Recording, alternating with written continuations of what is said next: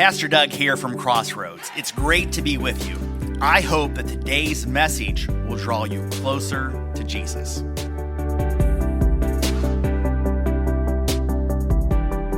Amazing what can happen in a year, isn't it? It's amazing what can happen in a year. Think about it. If we got to watch a montage video of the last 12 months of our lives, I think we would see a tremendous amount of change. For some of you, jobs have changed, or homes have changed, relationships have changed. You've had losses, you've had new beginnings. Some things you experienced this year were painful, and some things you never saw coming. I personally can attest to having a number of things in that category of you never saw this coming. And I'll give you one example. At the beginning of last year, the car on the left was my car. Now the car on the right is my car. Now, getting a new car is not particularly dramatic. But how I got there, well, that's a little bit dramatic. Now, it was mid-August. It was a Friday afternoon. I was driving home from the office, and I was driving into the city, and I was right near the train station. I was stopped at a traffic light. And I look out, and I smell this weird smell. And I'm like, that's weird. And I see some steam or something coming. And I'm like, okay, the vehicle in front of me clearly has massive exhaust issues. This is not good. The light changes. The driver in front of me moves off. And I keep driving. I round the corner. I park into my parking spot, turn my car off, grab my bag. And I see, oh no, there's smoke in my car. That's not good. So I get out of my car, and as I'm getting out of my car, the neighbor across the street looks at me, and she's like, your car's on fire. I'm like, what?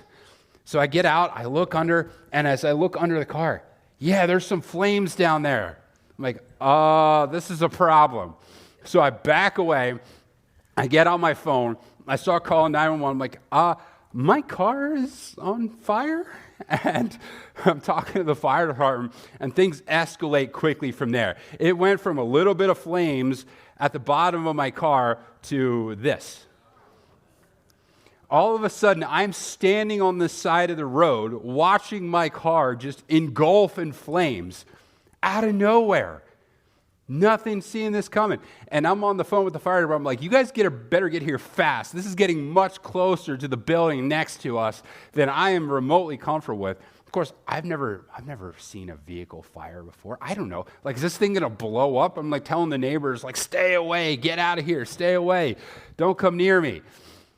And finally, the fire department shows up just in time, just as the flames are reaching the peak.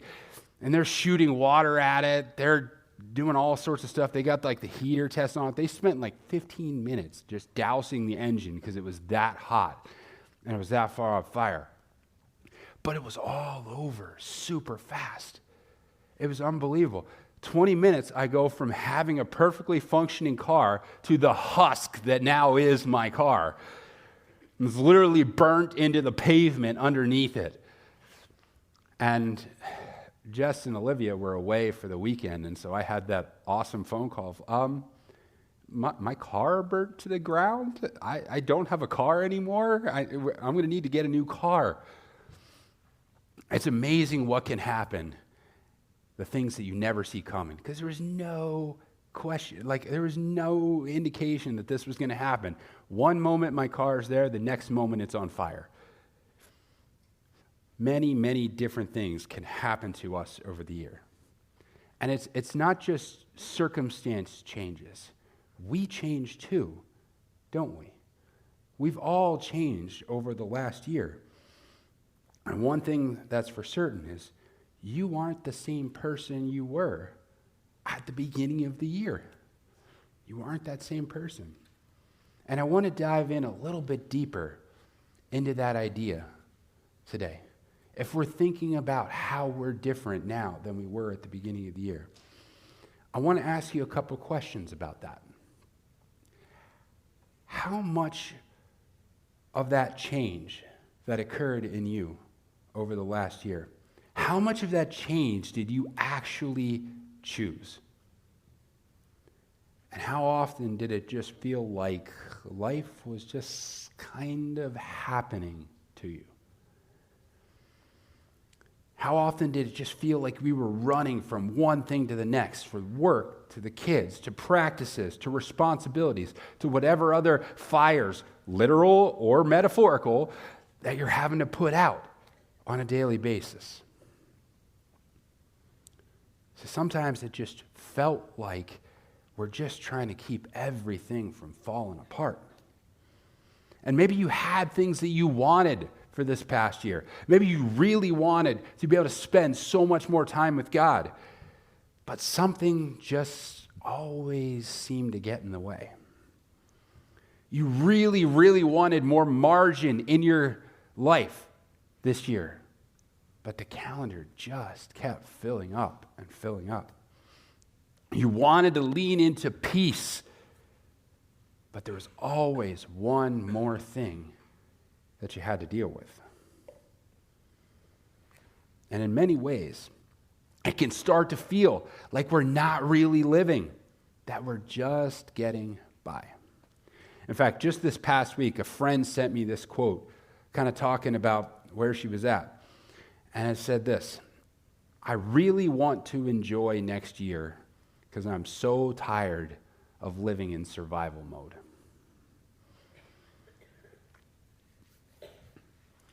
So here's the question I want us to wrestle with as we step into the new year.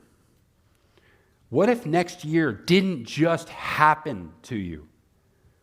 What if, instead of surviving another year, what if we actually thrived?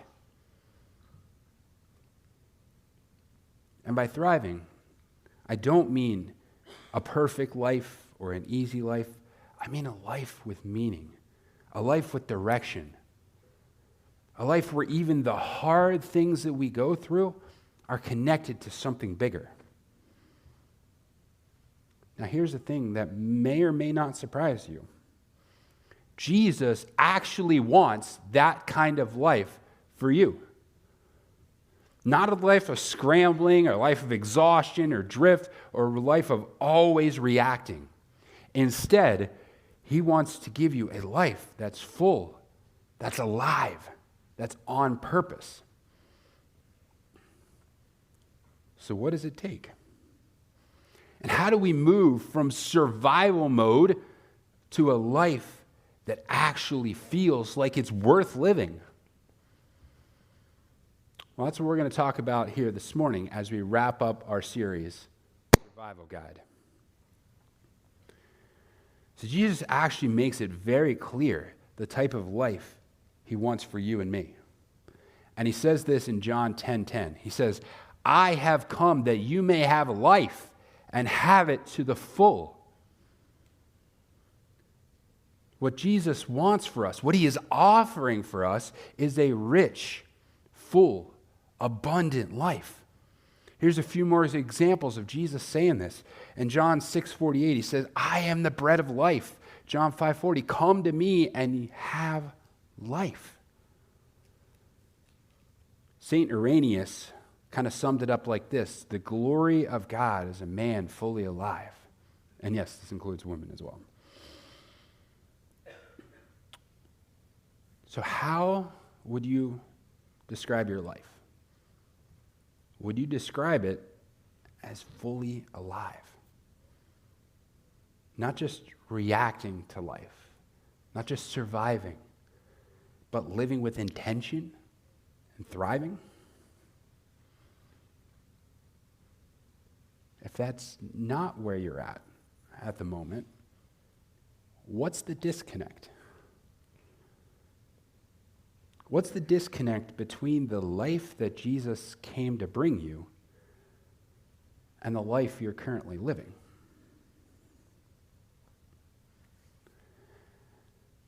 I think that too often we find ourselves not living the life that God intends for us, because we aren't connecting our daily lives to the larger story of what's going on around us.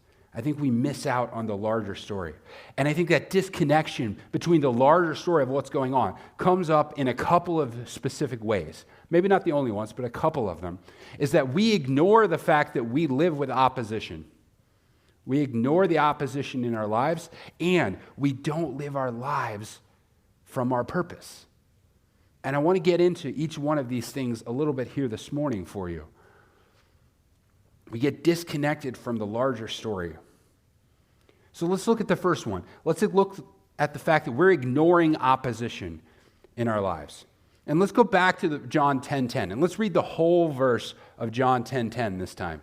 It says this, "The thief comes only to steal, kill, and destroy, but I have come that you may have life and have it to the full." See, right before Jesus talks about bringing us life, he tells us that we have an enemy in Satan, who is opposed to us having that life fully alive. And this is a part of the larger story that we often ignore, is that we have an enemy, that we live in a fallen world, that we have to deal with our own sin and the sin of others. And that creates opposition in our lives, opposition that prevents us at times, or that gets in the way of us living a life fully alive. Now, here's a simple analogy that may help us understand kind of how this works. About 6 weeks ago, I played in a soccer game, and it was the last game of our regular season. And we had to win this game to make the playoffs. And we wanted it. We wanted to win. We wanted to make the playoffs very, very badly. We wanted to win. So because we wanted it so badly, it should have just happened, right? It's never really that simple, is it? Well, the first piece of opposition we ended up having to deal with was ourselves. Early in the game, I stole a pass from one of the defenders, and I came in on the goalie. I put it right between the goalie's legs, and it hit the post and went out of bounds. I missed. Later in the game, one of our defenders tried to clear a ball and accidentally put it into our own goal. Like, we had to deal with our own human failings. We had to deal with our own mistakes, our own errors. We're creating obstacles to us winning. The same way in our lives, our own human failings, our own sin sometimes gets in the way of us living the life that we want to live. It creates opposition towards us living that life fully alive. See, later in the game, the second half, one of our guys, the ball came in and he got a breakaway. It was him and the goalie. And one of their defenders inside the penalty box came up and tackled him. And we're like, yes, we're getting a penalty kick. We're going to put this in. We're going to get back in the game. And the ref just never called it. Looked straight at it, watched the guy get tackled, never called it. The ref was an obstacle to us winning this game. Just like in our lives, sometimes we have to deal with the failings and the sins of other people.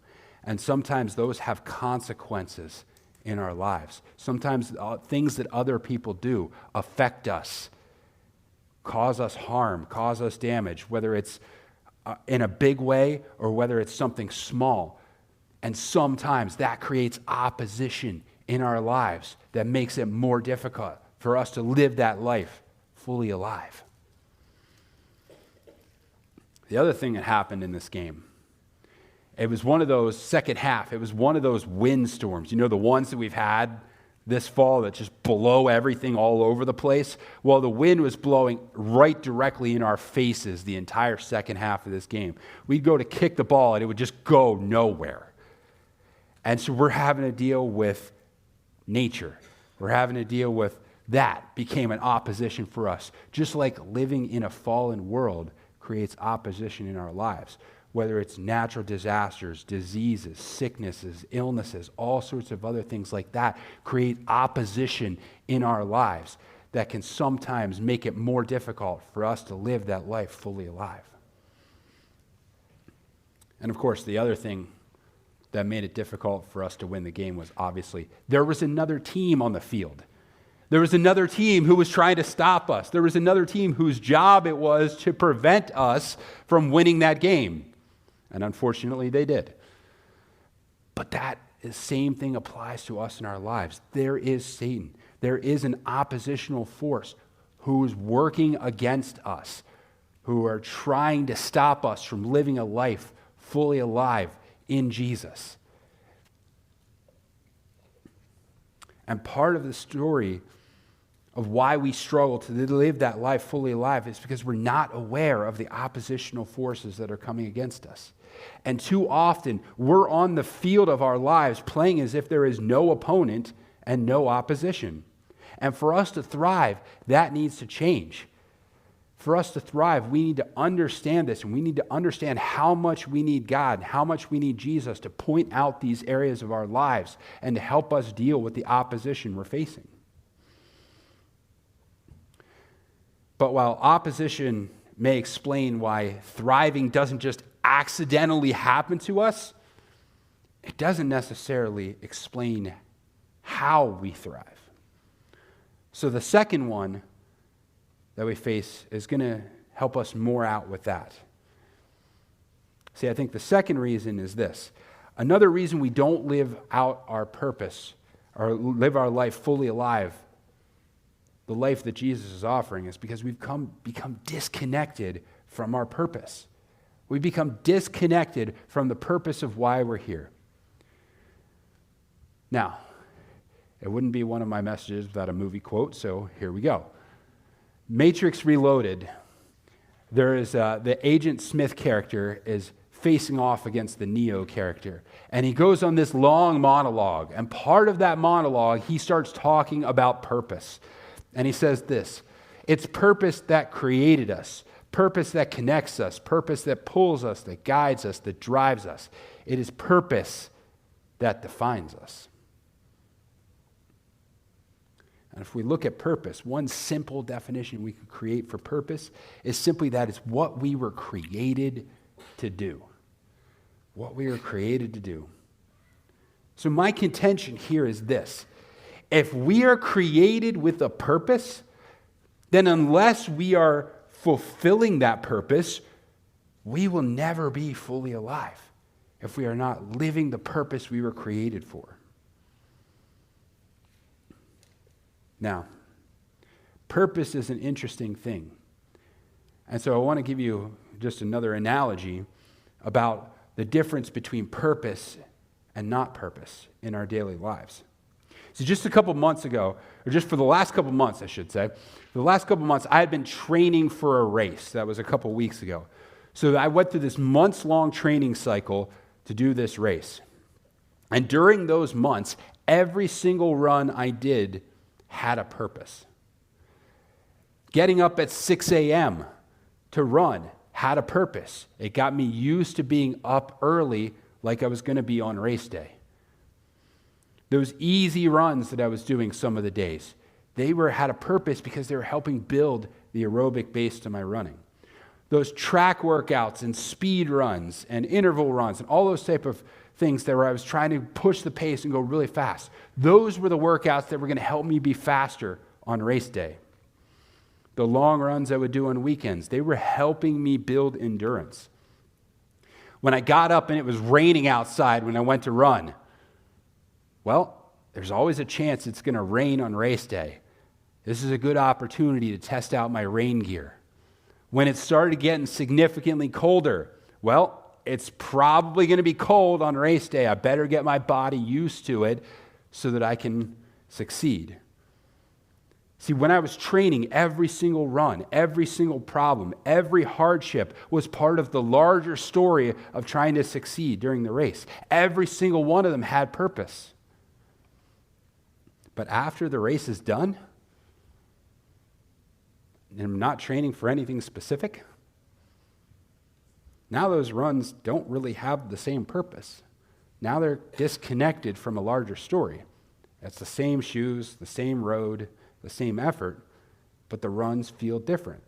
I mean, if you're not training for anything, how long should a long run be?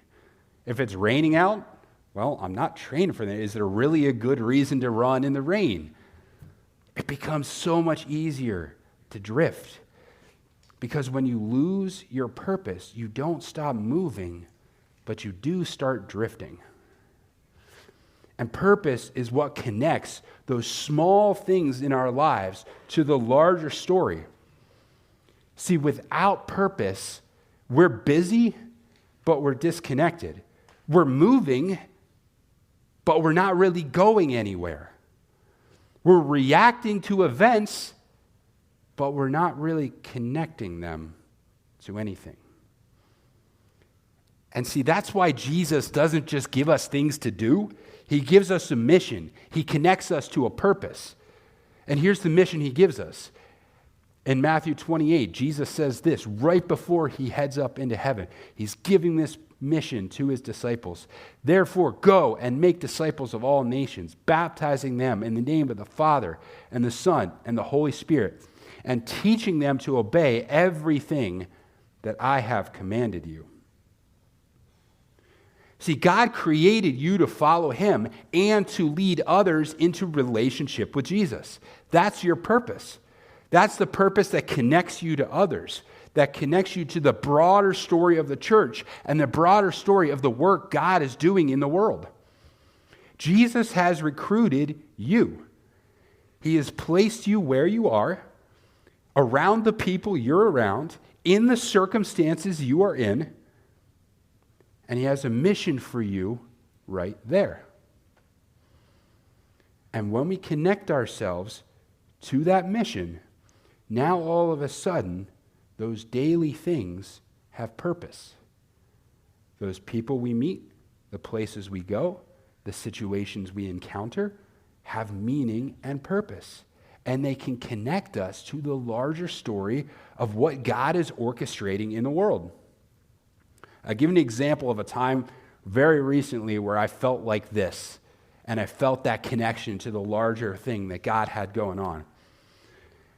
I was running first thing in the morning, and part of my running course, on the one road, I encountered a barista that I know from a coffee shop on her way into work.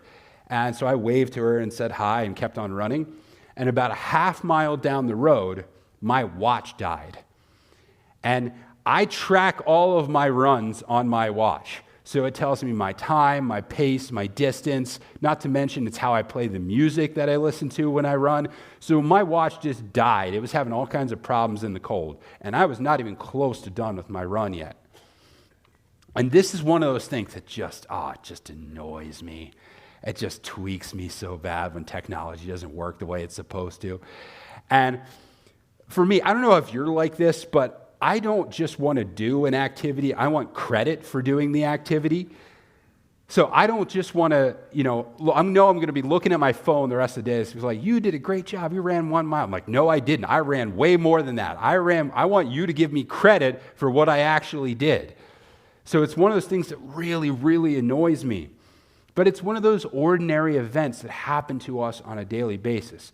Those little things that get in our way, the annoyances, the problems, the inconveniences, those type of things. Now, often, this would be something that would ruin my mood. It would ruin my run. I might even let it affect some of the other parts of my day. But I've been working on this idea of trying to live out of purpose. And so I was like, all right, God, what's up with this? What do you want me to do now? I've got the rest of this run. I've got nothing to track and nothing to listen to. What do you want me to do? So I'm like, all right, well, I could use this time and the rest of the run, I'll just pray. So I'm running, and I was like, all right, what do I pray about? And God brought to my mind the barista that I had passed earlier on the run. So, all right, I'll pray for her a little bit.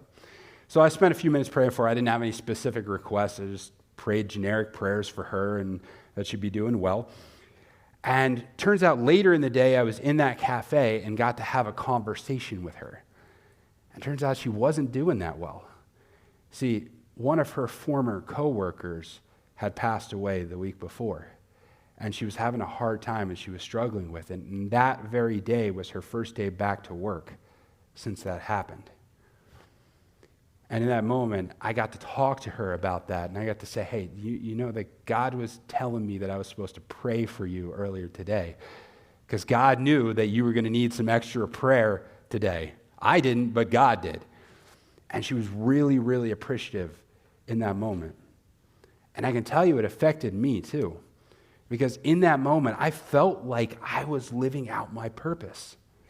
Like I was connected to the larger story of what God was up to. And then I felt a life a little bit more alive in that moment. See, if I was living disconnected from my purpose, my watch dying would have been an annoyance, or I would have thought the world was out to get me, or I would have just thought it was one of those things that just happens, and I would have missed out on being involved in the larger story of what God was up to. So it kind of made me wonder, how many other times has God tried to set up one of those opportunities for me and I missed it? I missed it because I wasn't paying attention. I missed it because I had a bad attitude at that job that I didn't like. Or that I was in, had my head down, I wasn't thinking about it, I missed chance to talk to my neighbors. Or that I let circumstances or situations overwhelm me and I didn't look for the opportunities that were there because I was disconnected and I disconnected them from my purpose. So let me ask you, what daily, ordinary moments are out there for you? Maybe opportunities in the past that you've missed. Maybe there are opportunities to connect something to your purpose and the larger story of what God has going on in the world. See, what would it look like if you started viewing that job that you don't really like, or maybe even if you do, through the lens of purpose? Instead of being miserable at work, maybe now you have the opportunity to be a positive influence on the people that you work with. What would it look like if we viewed your house and your neighbors through the lens of purpose? Now, building those relationships, having those conversations, showing them God's love, being a light on your street and in your block, now all of a sudden that has purpose. Or what if we viewed those extra 15 minutes while waiting for your kids' practice to get done through the lens of purpose? Maybe now that's just a moment for you to pause and connect with God.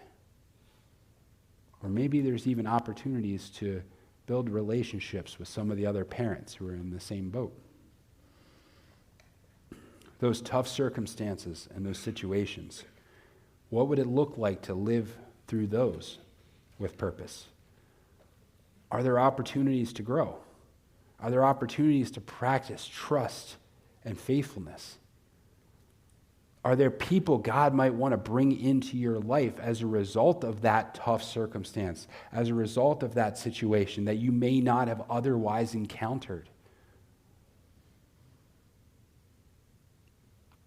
For me, with my car, I got to spend a lot of time in riding in cars with other salesmen. And I got to have lots of good conversations with different salesmen as I was test driving cars. And we even had several where I had good spiritual conversations in the car that I was test driving, which I would have never gotten to make those encounters without my car catching on fire. Not that I wanted that to happen. Or maybe God's just giving you the opportunity to practice dependence on Him.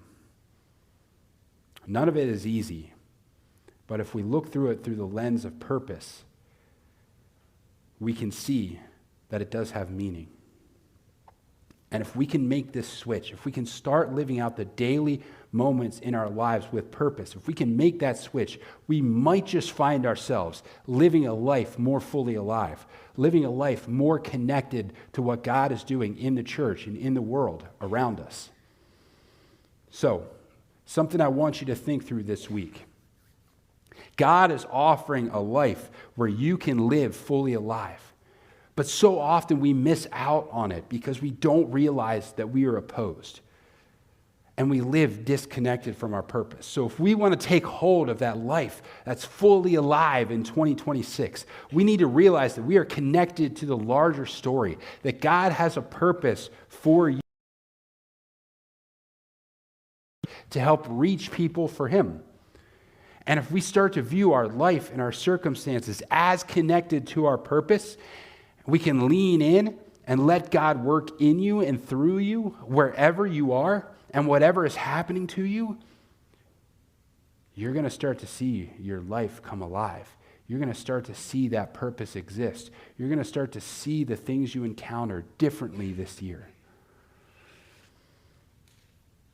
So will you stop letting life just happen to you? Will you start living life on purpose, connected to what God is doing? If so, this week you have the opportunity to respond on your connection card. Say, I will embrace my life as connected to God's larger story and use my daily life as a chance to live out my purpose. If you'll do that, check that off on your connection card. I'd love to be praying for you this week. Thanks again for listening. Any step you take towards Jesus is a step in the right direction. You can find out more about us at crbic.org. That's crbic.org.